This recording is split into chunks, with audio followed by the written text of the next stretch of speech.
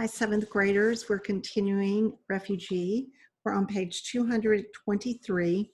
Isabel, somewhere between the Bahamas and Florida, 1994, 5 days from home.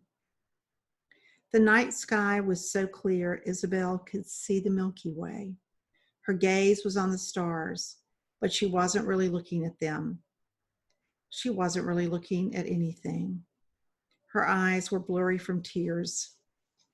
Next to her, Senora Castillo sobbed in her husband's arms, her shoulders heaving. Like Isabel, she had been crying ever since Ivan died.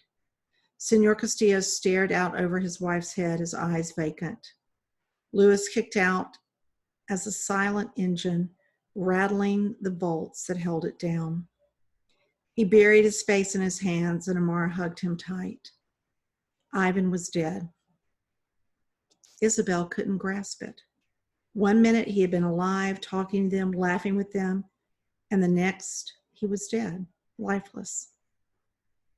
Like every other Cuban who had ever died trying to get to El Norte by sea.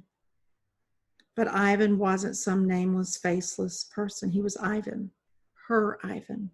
He was her friend, and he was dead. Isabel's eyes drifted down to where Ivan's body lay, but she still didn't look right at him. Couldn't.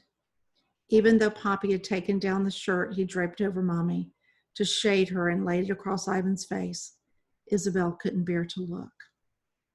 She knew Ivan's face, his smile. She wanted to think of him that way. Lito sang a low, sad song, and Isabel retreated into the arms of her mother and father. The three of them huddled together, as if what happened to Ivan might happen to them too, if they came too close to his body. But the real threat was the sinking boat and the sharks that still circled it, following the trail of bloody water that started at Isabel's feet. Fidel Castro had Ivan's blood all over him. Isabel remembered the wake for her grandmother. It had been a quiet, somber occasion. There hadn't even been a body to bury. Those who had come had spent most of their time comforting Lito and Mommy and Isabel, hugging them and kissing them and sharing their grief. Isabel knew she should do that now for the Castillos, but she couldn't bring herself to do it. How could she comfort the Castillos when she still needed comforting herself? Ivan was their son, their brother, but he was Isabel's best friend. In some ways, she knew him better even than his family did. She played soccer with him in the alley, swam with him in the sea, sat next to him in school. She had eaten dinner at his house, and he at hers, so many times they might as well have been brother and sister. Isabel and Ivan had grown up together. She couldn't imagine a world where she would run next door and he wouldn't be there. But Ivan wouldn't be coming over anymore. Ivan was dead. The loss of him ached like a part of Isabel was suddenly missing, like her heart had been ripped out of her chest, and all that was left was a giant gaping hole. She shook again as her body was racked with sobs, and Mommy pulled her closer. After a time, Isabel's grandfather finally spoke. "We need to do something," he said, "with the body." Senora Castillo wailed, but Senora Castillo nodded. Do something with the body? Isabel looked around. But what was there to be done with Ivan's body on this little raft? And then Isabel understood. There was only one place for Ivan's body to go, into the sea. The thought made her recoil in terror. No, we can't leave him here, Isabel cried. He'll be all alone. Ivan never liked to be alone. Lito nodded to Isabel's father, and the two of them stood to lift Ivan out of the small boat. Isabel fought to get free of her mother, but Mimi held her tight. Wait, Senora Castillo said. She pulled herself away from her husband, her face streaked with tears. We have to say something. a prayer, something. I want God to know Ivan is coming. Isabel had never been to church. When Castro and the communists had taken over, they had discouraged the practice of religion. But Spanish Catholics had conquered the island long before Castro had, and Isabel knew their religion was still there deep down. The way Lito told her, Clave was buried beneath the audible rhythms of a song. Lito was the oldest and had been to the most funerals, so he took charge. He made the sign of the cross over Ivan's body and said, Eternal rest grant unto him, O Lord, and let perpetual light shine upon him. May he rest in peace. Amen. Senor Castillo nodded, and Lito and Isabel's father picked up Ivan's body. No, no, Isabel cried. She reached out as if to stop them, then pulled her hands back and clasped them to her chest. She knew they had to do this, that they could not keep Ivan on the boat with them, not like this.